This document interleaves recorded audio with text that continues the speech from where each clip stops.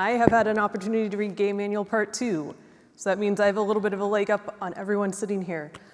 However, as seasons go, as we all know, the rules may change, so look out for Game Manual updates, or also look out for clarifications on the Q&A forum, ftc-qa.firstinspires.org, for updates throughout the season, as we expect there to be some clarifications or updates that are posted there, in addition to any Game Manual updates. So please pay attention to those. This is my best understanding as of today, day 1 of everyone's season. So as we talk about things, as we go through Q&A, keep that in mind, is I don't necessarily have all the answers right now.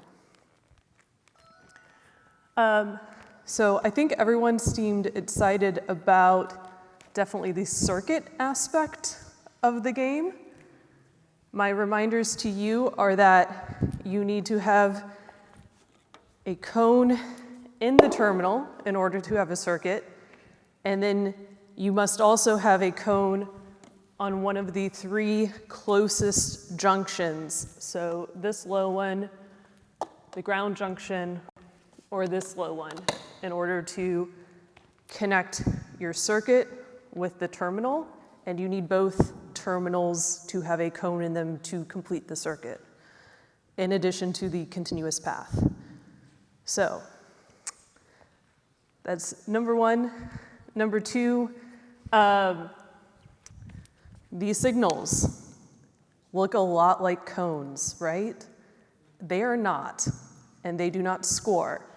So doing this is not worth any points. So these are purely game elements to be interfaced with for that autonomous portion of figuring out where to park your robot. Other than that, I also want to show you how bouncy these are, because that's what we've been doing all morning. So they did show them in the video. Do not break them, but you know, they could move around on you a little bit. So that was kind of my basics. I feel like everyone's going to have some questions. So I'm going to turn it over to Ryan to get that going. Absolutely. So in a moment, we'll get started with our question and answer session, where you can ask any questions you may have to our head referee. Now, whether you are here in person or live on the stream, you'll be able to ask questions. For those of you here in person, you might have noticed that we have 2 microphones set up, one stage left, one stage right. In just a moment, if you have a question, you're welcome to come on up and form a single file line behind those microphones, sort of like a Comic-Con. For those of you who are online, if you have a question, go ahead and type !question, no spaces, into our Twitch chat. That will give you a link that you can then use to submit a question using a Google form. We will not be monitoring the Twitch chat for questions. We're just going to be looking at that Google form. So again, if you want the link to that form, type !question, no spaces, into the chat. Finally, teams that ask questions, we have some goodies for you. We have some goodies that have been donated to us by GoBuilda and Rev Robotics, and Corey is going to be helping make sure that those are fairly given out. We don't want one team hogging all the good stuff. So teams that ask questions, we've got some goodies for you as well. And a little bit later, we have goodies for everyone during the field tour that you'll be able to take. With that, I think we are ready to go. So if you have questions, go ahead, put them in that Google form for those of you online. Those of you here in person, go ahead, line up. That was quick. Okay.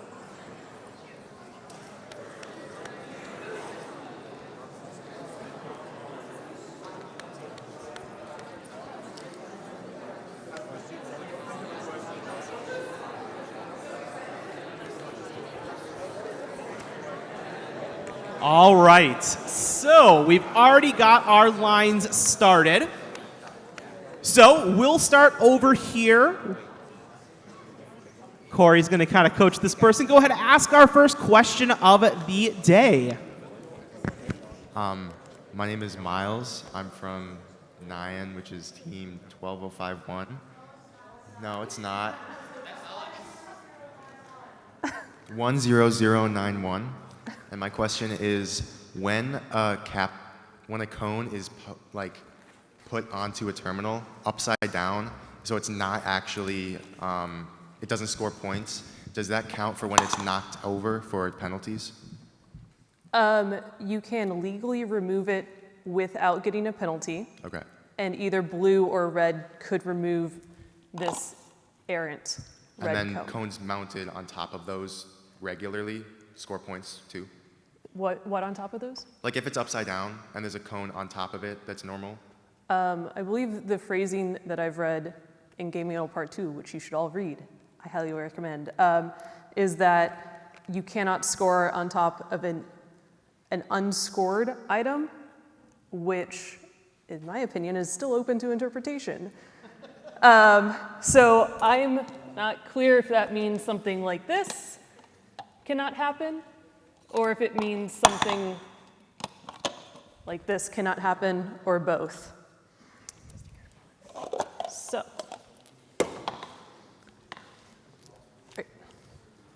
All right, we're going to head over to our other microphone here. Before you ask your question, could you please say your name and the team name and number you're a part of? Go ahead. I'm Sean from Unknown Element 10635, and my question is, how strictly enforced is the possession limit on those pre-done autonomous stacks? So can we touch the stack during autonomous without getting a penalty? can you touch the what without getting a penalty? The stack that's Okay. preloaded? No, not preloaded. Okay. So aside from placing your beacons in the substation storage area and taking your preload cones out when you're doing your match setup, that's all you should be doing before the match starts. After the match has started, including autonomous, you can change and move around the stacks. The default is 4 stacks of 5. So you will never see, hopefully at an event, one very tall stack.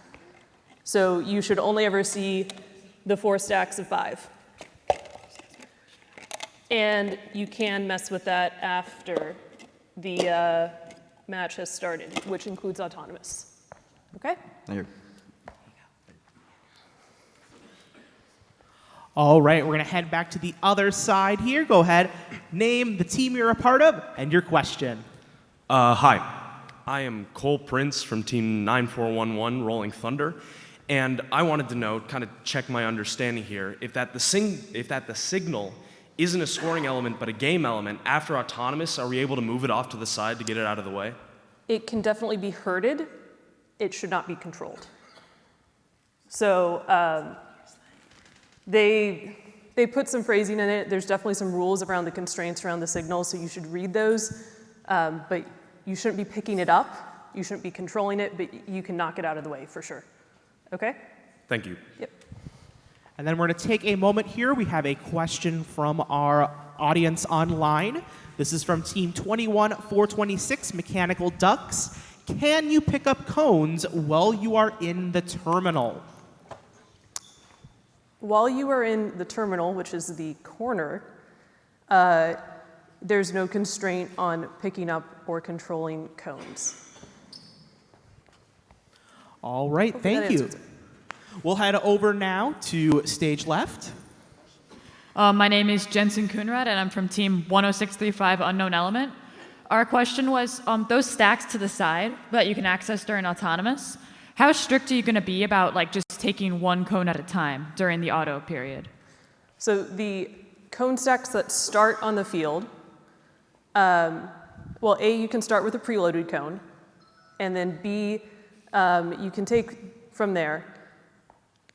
How strict are we going to be? We'll see how much we get the rule violated, but the control possession limit this season is quantity 1 cone, and up to quantity 1 beacon at a time. So you can have both a beacon and a cone.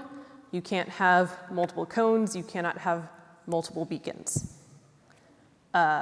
So I believe they are being generous and allowing the cone stack to be knocked over, and that's inadvertent and inconsequential.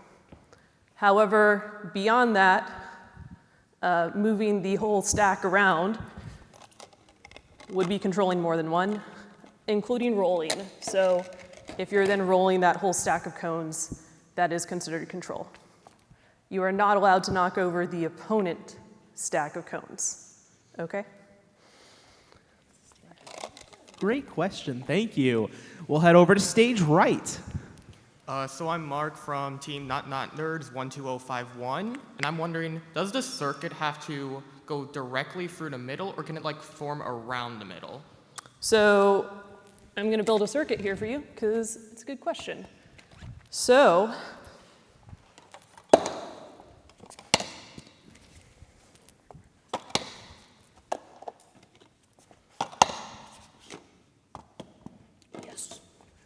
all right, that is a circuit.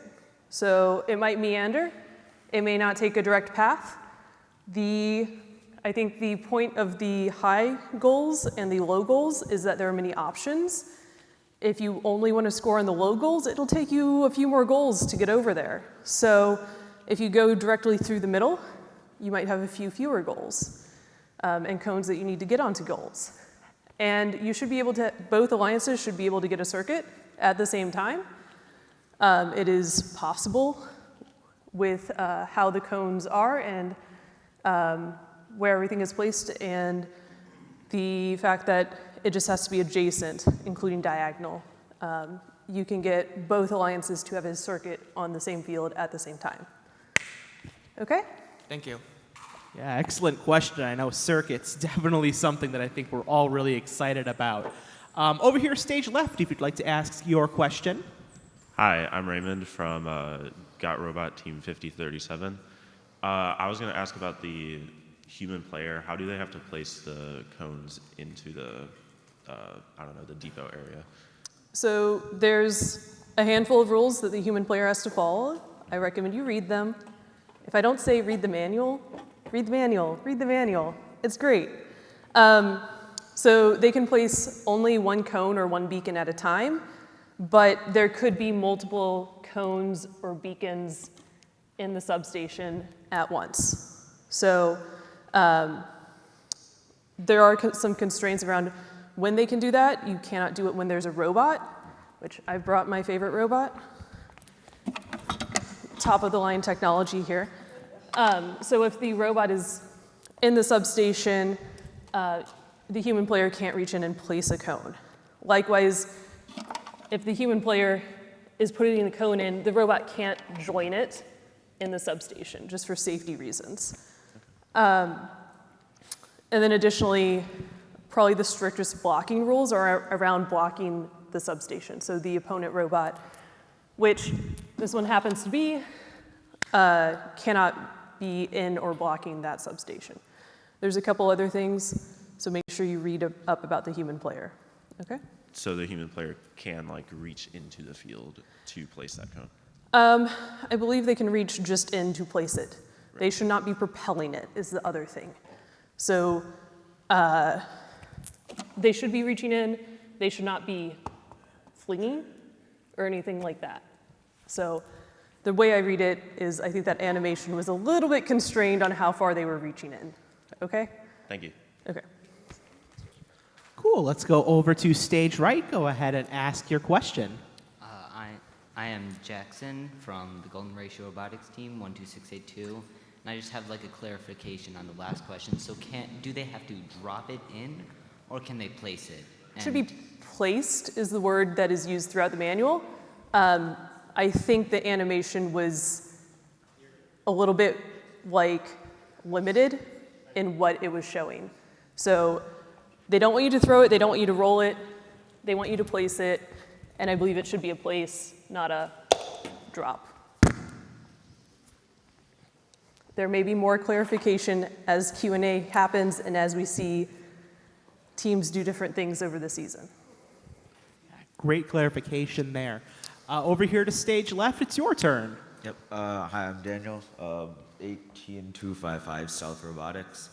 So my question was, the animation said you have to be inside the diamond thing to get a cone, but to score it,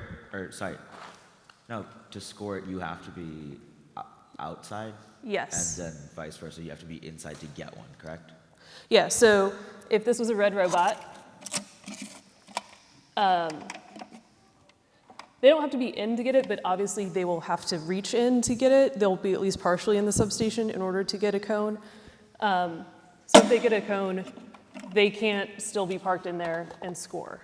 They have to leave that little tiny substation. So it's very similar to the warehouse rule from last season. You cannot be in that area while you're scoring. Okay? Wait, so they can't be outside and reach in and then get it out? They can be outside and reach in. When I talk about in and out, it's the entire robot, not just the drivetrain. Okay? Yeah, that makes sense. Okay. Cool. I'm going to give Kat a very brief break to catch her breath, just to remind those of you here in person that if you have a question, feel free to hop in line if it hasn't been answered already. Thank you for the patience of those of you waiting your turn.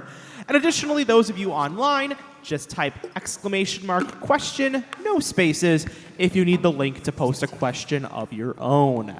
With that, we'll head over to stage right for our next question.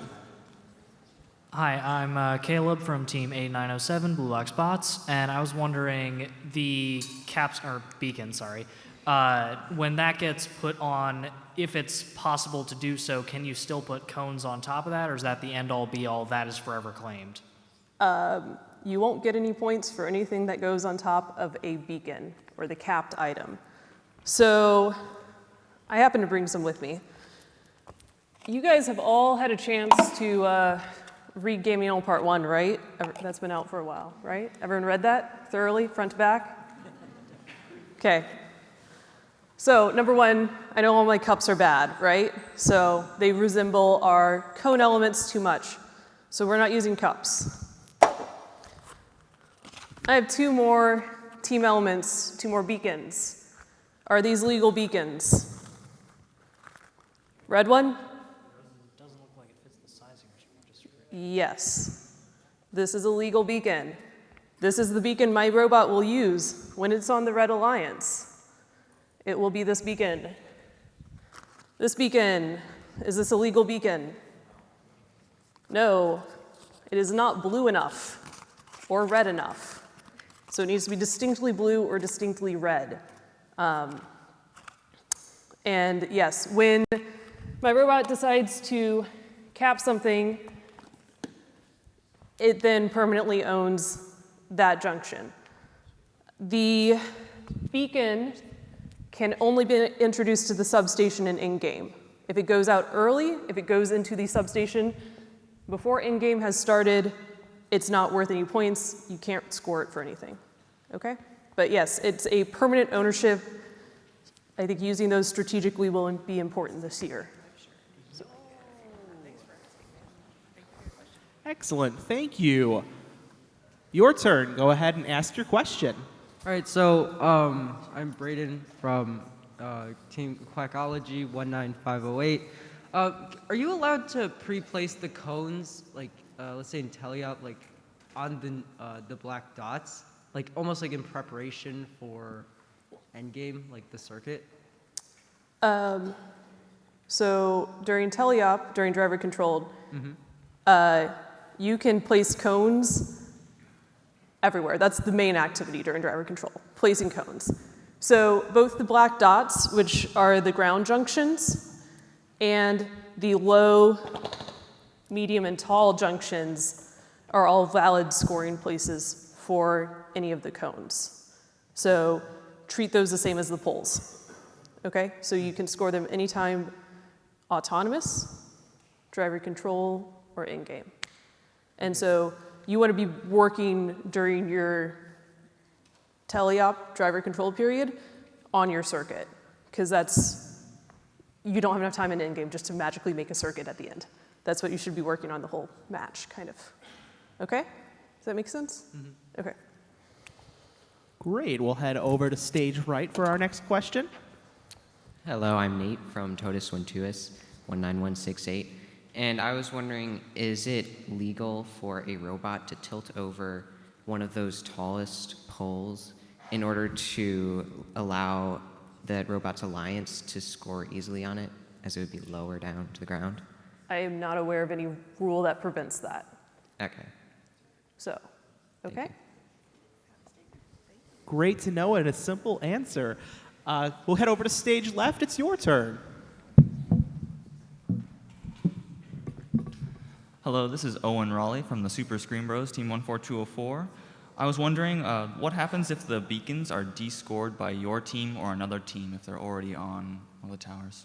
If the beacons are discored, if it's by the opponent, penalties.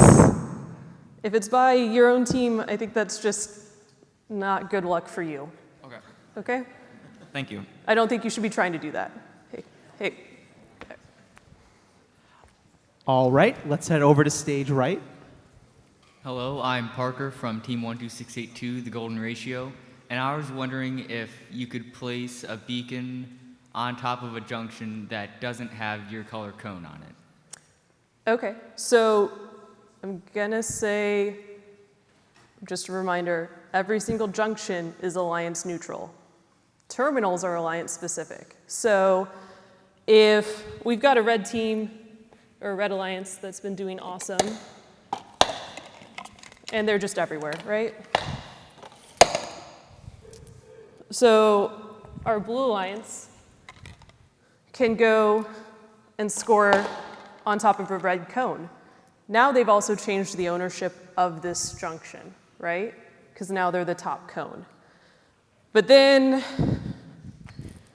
red says, no, I really want that.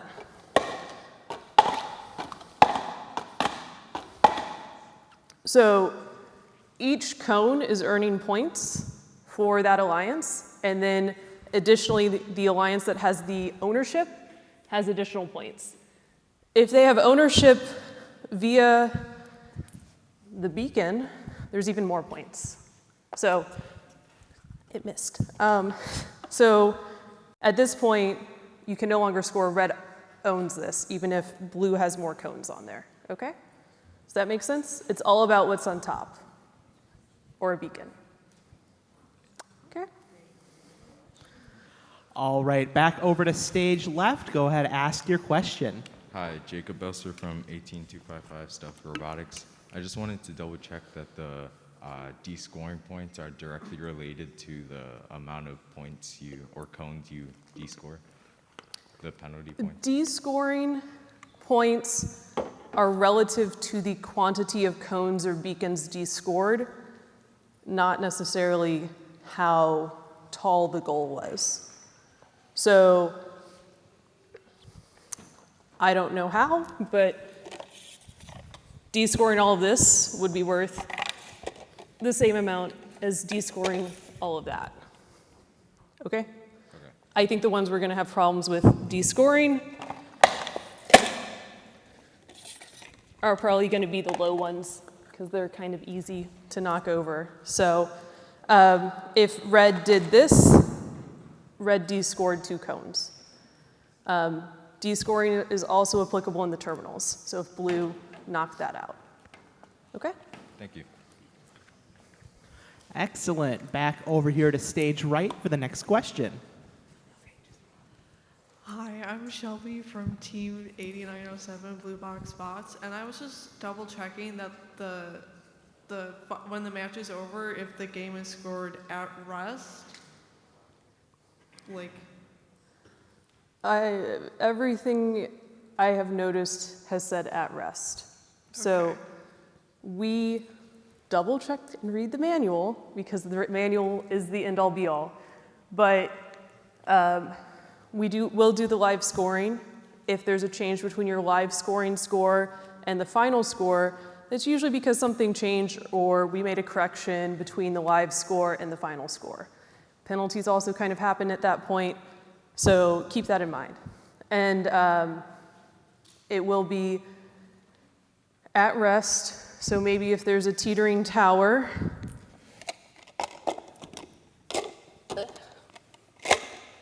and maybe it's unstable and it falls over sometime between the buzzer.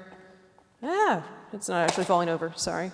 But if it falls over between the end of the buzzer and as we're scoring things, it may not count. So try to keep everything pretty stable. Okay? All right, stage left, your turn. I'm Andrew from Team 19508 Quackology. I'd like to know if, for example, and this probably won't happen in a real game, but like on a short junction, if you stack so many cones that it overcomes the junction in question, can you just keep stacking cones on that, or does that? Can you get closer to Mike, sorry? If you stack cones onto like a short junction, for example, to the point where it overcomes the height of the junction itself, can you keep stacking cones onto it? So a legally scored cone in the situation there, per se, one at a time, don't get penalties, right? So this top cone isn't actually, covering the pole, right? So there's 3 ways that your cone scores on a junction, which is, number 1, it's seated bottom side down in the ground junction. Number 2, it went on, fully encircled the pole, and is bottom side down. And then the other way is if it's fully seated on an already scored cone. So probably less likely with the tall ones, we'll see. But on the short ones, you can definitely get there in about 8 cones, to the point where your cone isn't really encircling the pole anymore, but it is being scored on a properly and legally scored cone, so it will be getting you points, okay? Great question. And while we're on the topic of junction poles, we have a question from our live stream. This is from Team 7715 Royal Lions. They're asking, can you stabilize the junction poles?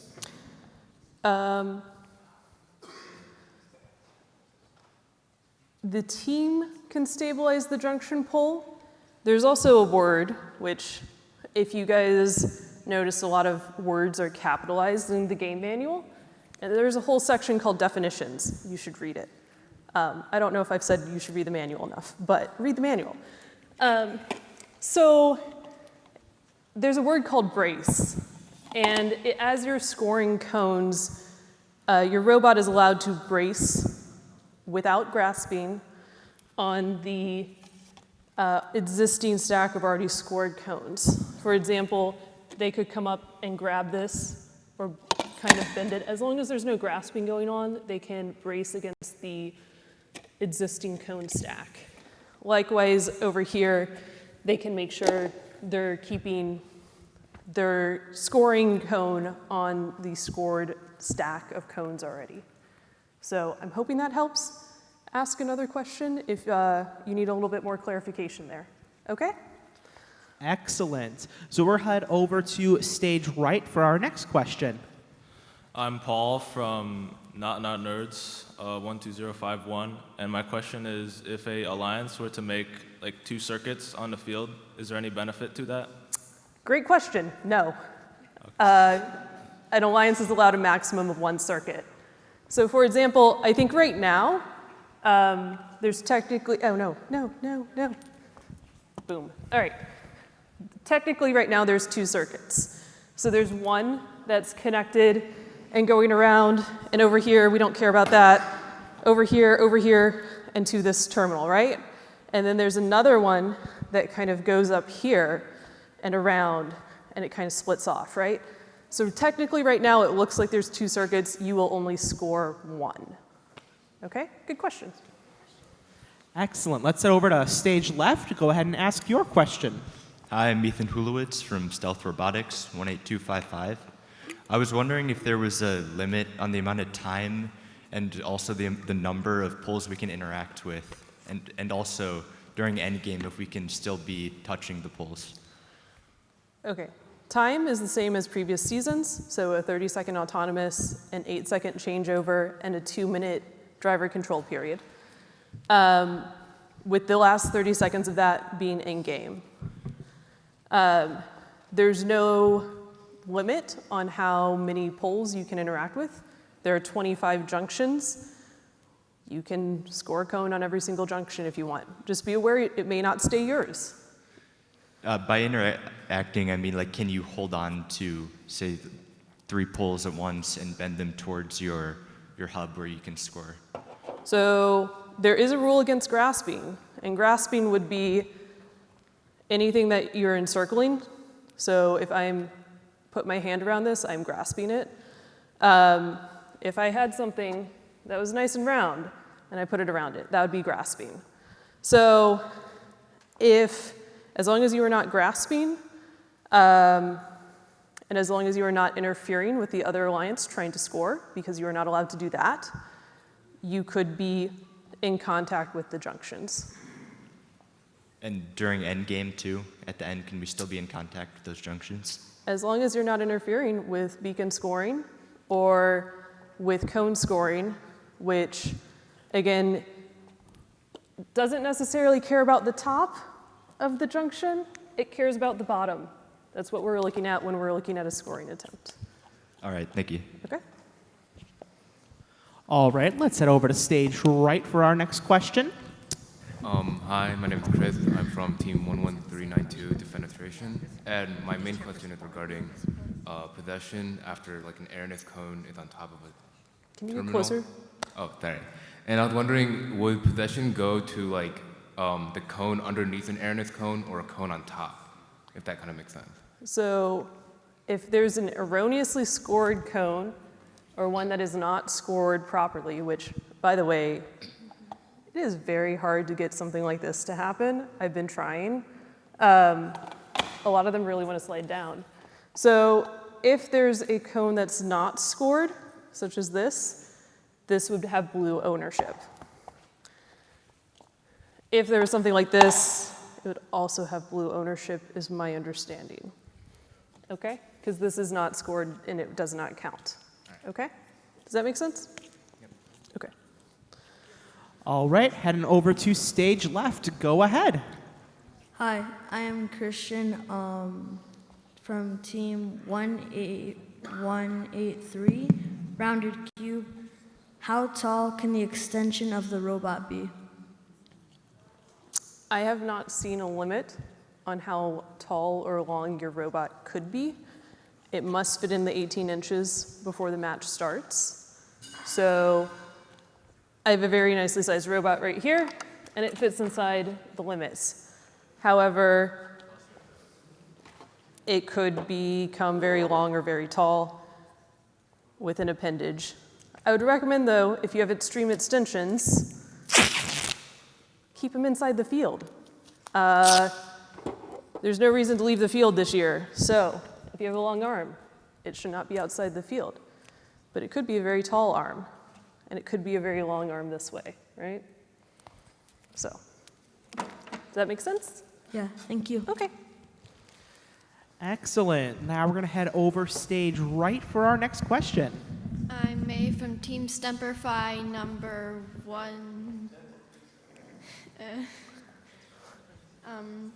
I was wondering, so I know that the cones scored on top of an upside down cone don't count, but what about the ones underneath it? So the ones underneath it, like in this situation, 1 red, 1 blue, 2 red, 3 blue. Those would all be scored. The blue would have ownership. Okay? Thank you. Does that make sense? Okay. Excellent. Again, thank you so much, everyone, for your patience. We're starting to make our way closer to the end of our question line, so thank you. Over here, stage left, go ahead and ask your question. I'm Steven from Team 11392 Defenestration. I was wondering if, is there any rule stopping cones from placing an teams from placing an upside down cone on their cone to stop the enemy alliance from capping the... Sure. So if red, for whatever reason, intentionally placed a cone this way, we do have rules about like not intentionally breaking the rules. So we might need to see that team actively try to do it. But if they were intentionally taking their hand and going, oh yeah, I'm scoring, oh, nope, that'd be pretty obvious to us that they're intentionally breaking that rule. So there are rules like that. G28 to G30 is what I would tell you to look at. But then additionally, if this happened, if you're on the blue alliance, then you know, it's already yours. If it was blue kind of trying to do that to seal it off, what you could do is, as a red robot, you could just take it off. It is legal for you to control theirs when it comes to descoring something that's not properly scored. Okay? Does that make sense? Yeah. So you have that option. Great. Moving over to stage right. When you're ready, go ahead, ask your question. That was my question, if you could remove an upside-down cup. Yes. Very good question. Great Perfect. question. I like it. All right, then let's stay here on stage right. You can go ahead and ask your question. Hi, Cole Prince from Team 9411 Rolling Thunder again. And I've witnessed you bend the tall junctions all the way to the ground. Is a robot able to drive over them? The animation showed that. Sometimes physics doesn't work like the animation shows, but it did appear that they drove over at least some of the low junctions. I would think that you theoretically could. I would also think it gets a little bit harder when there's some cones on it. So there's nothing that I've read in the rules that says you cannot drive over them. Thank you. Okay. All right, we'll head to stage left for our next question. All right. Hi, my name is Notorian. I'm from Team Phoenix 19646. I want to ask a question about the cone with the sleeve. How far does the robot have to be parked in the zone after it's realized where it has to be? Okay, awesome. So we haven't really talked about this. So the default sleeve on here, the default images are, they have a dot at the top that says whether it's 1, 2, or 3. 1 is some green lightning bolts, 2 is some light bulbs, and 3 is some purple solar panels, I think. I don't know, it might be a waffle grill. I'm gonna assume solar panels based on the theme this year. So based on that, the robot is going to park in, and it's gonna change and not be mirrored. It's gonna be the same left to right as viewed from the Alliance station. So if 1 is facing your Alliance, then you're trying to park in these 2 tiles. You want to be completely in those 2 tiles. And when we talk about those 2 tiles, I'd say make it obvious for us because there is no tape. And we're not really wanting to like go and try and like, are you in, are you out? Is it a paper's width? I don't want to do that. So make it obvious to us. There's oodles of room here. And you want to be completely inside the tile teeth. So not on the tile teeth, on the zigzag, you want to be completely inside those tiles. So, for example, if red was looking at the 1 image, they'd be trying to go right here, closest to the audience wall. Number 2 is right here, and number 3 is right here. And again, this robot is aiming for 1, 2, or 3. When it comes to the Blue Alliance, if they were looking at the 1, 2, 3. I can also, if you haven't noticed, there's some letters and numbers on this field. It's gonna be like chess or like Battleship. So it's gonna be the same thing over here. So it's like the tile columns B and C for Blue Alliance and the tile columns D and E for Red Alliance, and then it varies and moves like 1 row depending on what is on this guy. Does that help? Mm-hmm. There's really good diagrams in the appendix of GM2. Please read them. Please read the manual. Please take a look at those images. There's also great images of legal and illegal scoring. There's great example photos in there. I think the appendices are like a quarter to a third of the game manual this year, so it's lots of pictures. So go check those out, okay? All right, over to stage right. Go ahead, ask your question. Trevor Wanandy from Nyan 10091.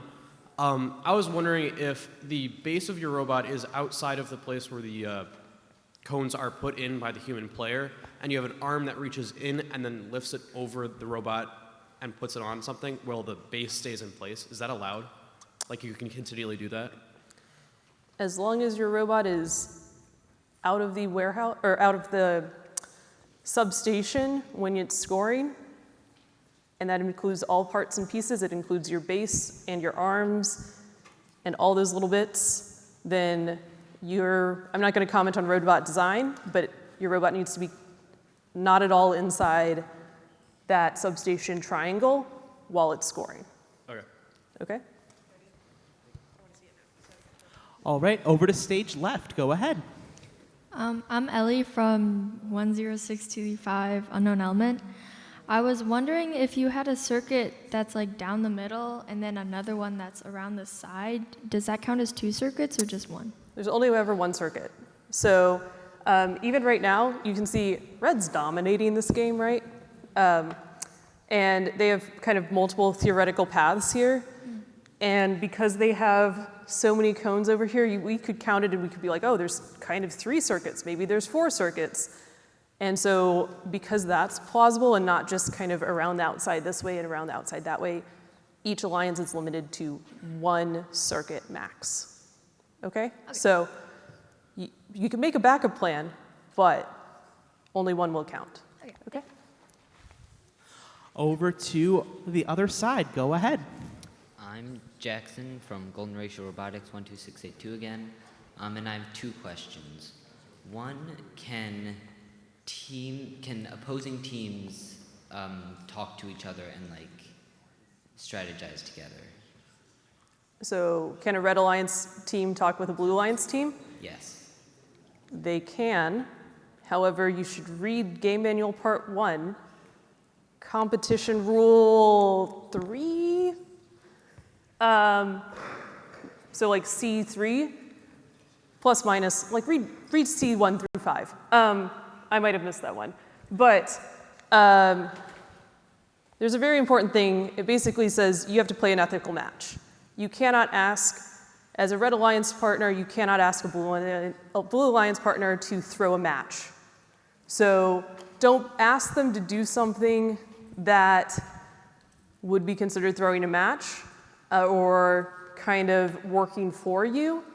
Make sure that if you're talking with them and coordinating with them, it's so both alliances are doing their best overall, okay? So there's nothing against talking to your opponents, talking to your alliance partners. Just make sure that you're not asking them to do anything shady, okay? Then also, when the human player places an element in the field, do they have to stack it, or can they place it like not on another one? So they can place it on its side, they can place it upright, they could stack it. It needs to be one at a time though, is the biggest thing. So there's no real constraints as long as it's in that area, there's no robot in that area, and it's one at a time and you're not throwing them. Okay? Thank you. Let's head over to stage left. Go ahead. Jacob Belser, 18255, Stealth Robotics. How lenient is interfering with other people's scoring? Like if both teams want to score on the same junction, how would you?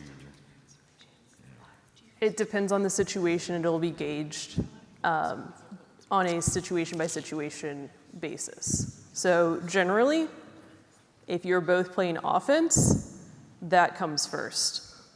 If you score your cone and then proceed to dilly-dally and try to block, then you started playing defense, and you're now blocking, okay? But if you guys are both, you guys both went up to it and you're kind of like doing this nonsense, you're both trying to score, so, okay? All right, over to stage right. Go ahead. I'm Jason from Defenestration 11392, and my question is, when you're trying to earn points for a circuit, does the two short junctions next to the corner have to both contain your team's color on top? So, in creating a circuit, any one of these three, so the two low and the ground that are closest to the terminal, can help complete your circuit. However, there's no guaranteed ownership of those three. So right now, we have red, and blue, but that could change. So blue could come over and nab that one, and now that has blue ownership. So these are ones that might be more critical. I don't know. I'm not telling you strategy, but you need to make sure that you own one of those three if you want to complete your circuit. All right, stage left, go ahead. I'm Santiago Sewane from 9 Robotics 10091, and I was wondering, can the human player place cones upside down, or does it have to be right side up? I haven't read anything that says they cannot place them upside down as they're placing them into the substation. When they're scored, they need to be upright. So I think that should be allowed from what I've read so far. Good question. Over to stage right. Go ahead. So my name is Yutian from Team 19508 Quackology. So my question is, does putting a beacon on a junction count as part of a circuit? Does it count as what? As a part of a circuit. Yes. So if, for example, we had this situation and, I don't know, I'm going to be blue for a minute.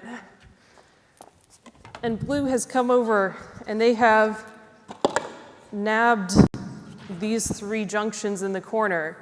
If red comes over and puts their beacon on the ground junction, now they permanently own that junction. So blue can't do anything about it, and it will count towards the red circuit. Right now there is no red circuit though, so let's fix that. So now that's helping them complete their red circuit, okay? I hope that makes sense. All right, Ethan Hulowitz, Stealth Robotics 18255. First, I just had a question on the clarification of grasping, because I did pull up the manual like you were suggesting, and it says robots may not grab, grasp, and or attach to any game element. So if you were to drive over it, like someone was asking before, and if you stayed over the pole and held it down, would that count as attaching to the pole? I'm gonna say if there was driving over and it was just pressure holding it down, if they then proceeded to park on top of it, there's probably gonna be possibly a conversation about grab, grasp, grapple, or maybe some illegal blocking. Again, if the opponent is trying to play offense there. So, also, if you want a little bit more clarification on that, I know your team's asked a couple questions. I'd recommend asking in the game forum, try and ask a specific question, and hopefully get a better, more concise answer for your specific situation. But on defense, a lot of stuff is going to come up to what is the situation that we were seeing at the time. Okay? And then I had one more question regarding like when the process of scoring actually starts. Because it looks like those long poles can bend into the area where where people can place in the cones. So if the tip of that pole is in the area, can you still score while that's located in there? Oh, it doesn't. It doesn't Okay. reach in. Okay? And and it is, all the literature points to robots in this area or humans in that area.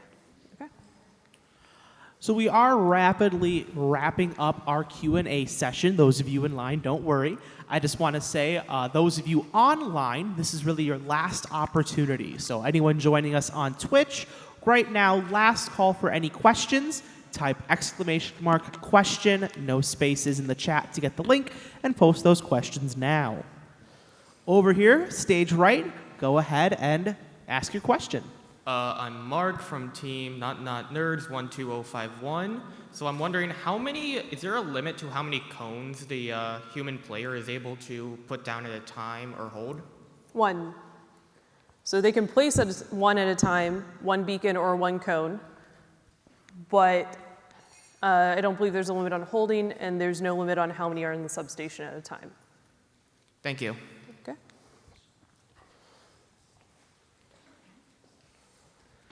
Hi, it is Cole Prince from Team 9411 Rolling Thunder once again, and I have a question about endgame parking. So I've skimmed game manual 2, just the scoring part, and it only says parking, doesn't say partially or fully, and I've noticed that the terminals where you're meant to park are only half of a tile square. Does that mean the main part of your robot can be far away, but an extension can be inside and motionless to count for full points? So both autonomous parking and in-game parking, I believe the wording is always pointing to in. So in autonomous, you get points for parking in the terminal or in the substation. And I believe in-game, it's just in the terminal. Again, autonomous, you'll get your bonus points for being completely in the signal designated locations, but you could also get a lesser number of points for being in either the terminal closest to you or the substation closest to you, again, that are marked with your alliance color. So you will not get any points if you're red and you park in this terminal. And those, I believe it's all just saying in, so it just needs to be some fraction of your robot crossing over the outside edge of the tape line. Thank you. Okay. All right. Looks like we're going to have 2 last questions here. We're going to end our Q&A session at 12:30 because I know people want to see this field up close. So go ahead. I'm May from Semperfi, and I was wondering, so I know at the beginning you said you could put the cone on one of the 3 closest things to your corners. So can you continue to put it on the 3 closest things, or does it have to be one of the closest, like the next one for your circuit? I mean, if you're really into just like making a very tall stack right here, you totally can. You could,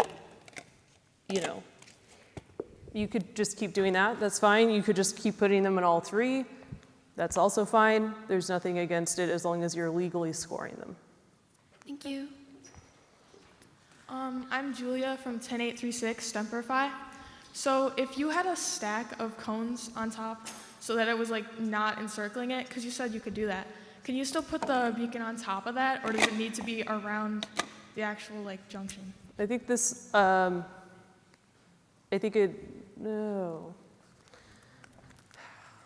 Making me actually read the manual, gosh.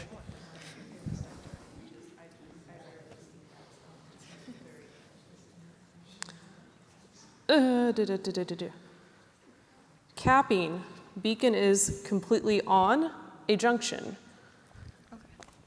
Capped, boom. Completely on a scored cone on a junction. Boom, that one that's a little bit too tall for the pole. Or 3, it's completely around the circumference of a junction pole. So that would be that guy. So those are the 3 ways you can get your beacon to score. Okay? Thank you. Okay, thanks. And with that, it's 12:30, so that is going to be the end of our Q&A session. Can we get a big round of applause for Kat? A real marathon session there.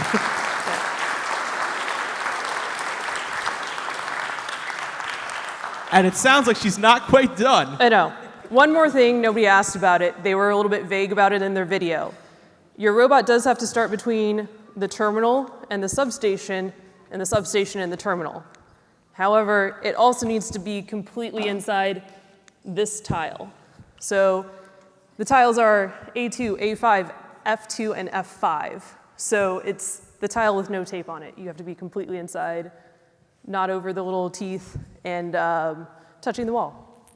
and not outside the field. So keep that in mind. Read the manual, read the manual, read the Q&A, ask questions in the Q&A. If I haven't said it before, read the manual. And have fun with this one, guys. Awesome. Let's hear it again for our Illinois head referee, Kat.